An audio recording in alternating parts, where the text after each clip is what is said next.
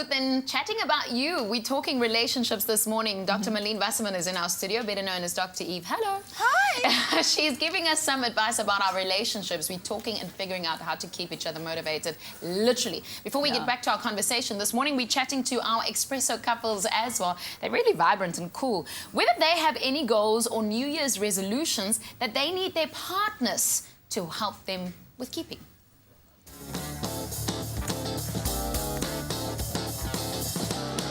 Do you have a New Year's resolution or general goal that you need particular help in keeping? I do have something that I'd like to stop. It's that, a very bad habit of mine.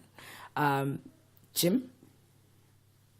Of course, I have plenty of goals. The one in particular is constantly trying to be authentic to myself and true to myself.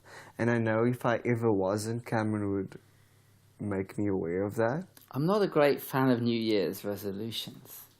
I don't think I made any this year. That's not to say I don't have goals.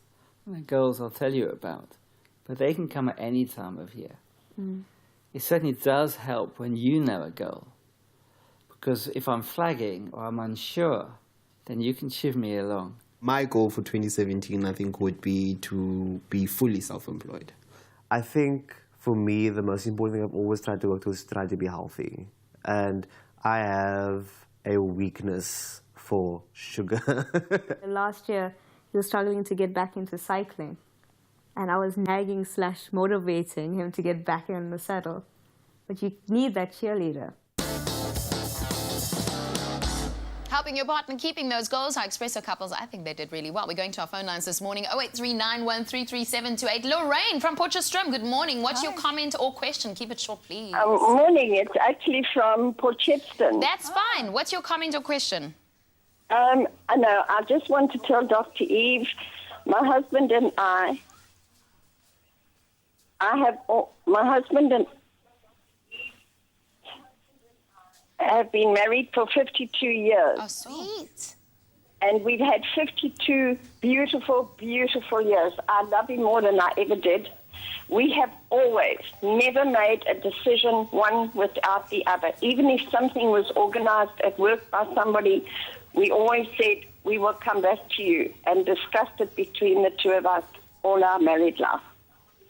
So that's become your recipe for success in a way, Lorraine, that you say... It has been... Well, there's other things involved. Matt doesn't come into it. It's give and take on both sides. Yeah, but what you're saying is that you're very committed to always putting each other first before you would engage anywhere else. And that is, I mean, if we look at our conversation around motivating each other, perhaps that's the way that you motivate each other to be the best that you can be.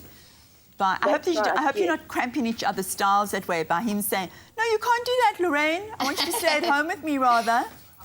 No. It's been, and if it's something he wants to do and I don't, we'll still do it. And the next time, it's vice versa. We've always worked together and did everything together. So that's really worked awesome. for you. Lorraine, thank you so much for your call from Potchefstroom. Please, 62 years. That's amazing. Very, amazing, That's amazing. a long, long time. I'm so glad you called, because you remind me of our parents, you know, who are able to stay together for a very, very long time, because that's a goal. Whether it's a partnership or a marriage, you really encouraged me this morning. You commit to that as being together forever and ever. But the truth of the fact, you know, 50% of people get divorced and don't really have that story. And perhaps if we did more motivating of each other as individuals in a relationship, there would be less divorce. I'm glad you said that there is hope for us if we motivate each other and if we do that.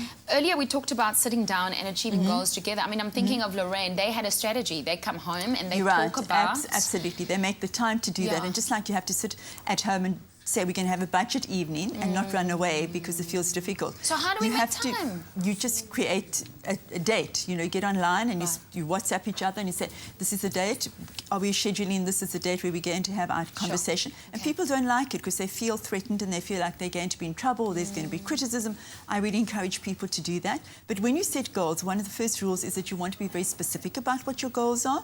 It's like, don't make this big goal that I want to be an astronaut or I want to go scuba diving. Let's just do small steps, like can we afford to actually take some lessons beforehand? And why is this important to you? And look at our budget, so that you're working with integrity with each other and you're not crashing somebody's dreams. It's like, okay, there's going to be money set aside for this goal that you want to achieve as an individual. I'm going to take over other tasks so that you can meet your goal, but we're going to be very specific. And then we're going to check in 3 months' time to say, are you still on track with your goal?